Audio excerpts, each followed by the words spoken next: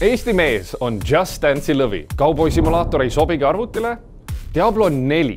Jah, kuulsid õigesti, Diablo 4 ning Puppy vahetab tiimikaaslasi. Mina olen Ago Ahas ja need on mänguminutid.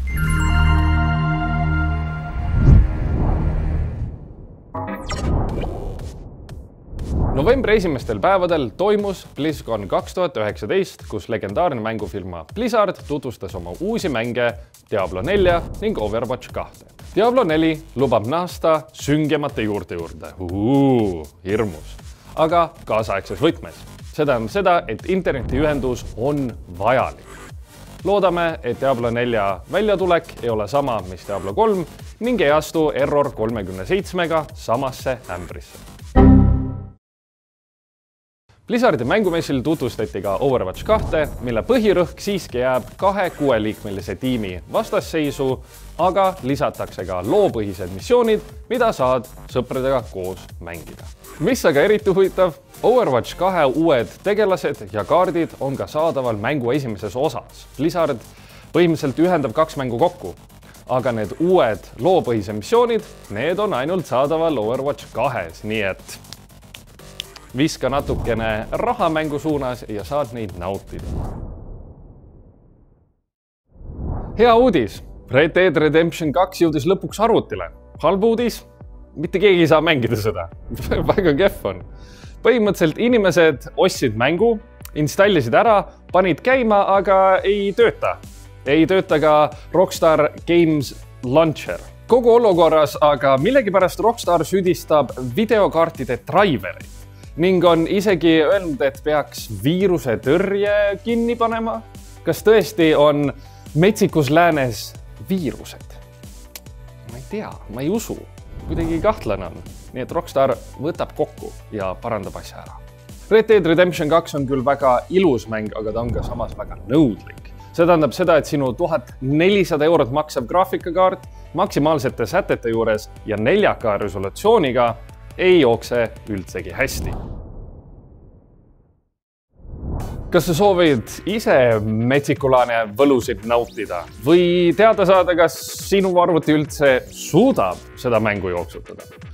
No, siis Arvutitargas on hetkel käimas kampaania, kus valitud Asuse tootega saad kaasa tasuta Red Dead Redemption 2.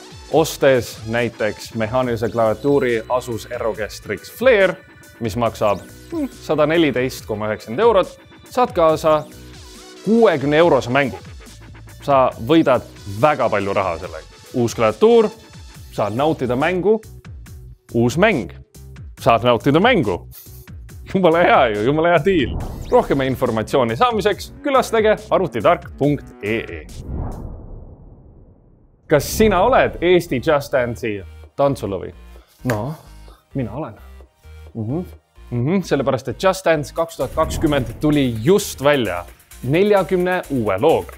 Kui sa ostad mängu nüüd, saad tasuta 1 kuu Just Dance Unlimitedi, millega tuleb kaasa 500 eelneva mängu lugu, millele veel saba keerutada. Mulle meeldib tantsida. Kas sulle meeldib tantsida? Mulle meeldib tantsida. Lisaks sellele saad sa mängu koos nautida 5 sõbraga, nii et pidu läheb aina suuremaks ning aina paremaks.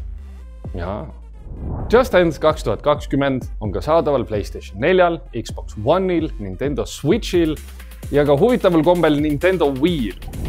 Seda konsooli ei toodeta enam aastast 2013 ja võib jääda Nintendo Wii viimaseks mänguks. Eesti kõige edukam e-sportlane Klement Ivanov, hüüdnimega Puppy, eemaldas oma meeskonnas Team Secret, treeneri ning 1 mängija. Uueks mängijaks saab aga üks parimaid Soome e-sportlasi hüüdnimega Matumbaman, kes aastal 2017 võttis osad Internationalist ning võitis, aga koosseisus Team Liquidiga. Team Secreti uus treener oli aastal 2017 Team Liquidi treener ja tema nimeks on Heen. Team Secreti kapteniks jääb siiski eestlane Puppy, kes on oma e-sportlase karjääri jooksul teeninud üle 2,6 miljoni $. Peaks ka e-sportlaseks saama.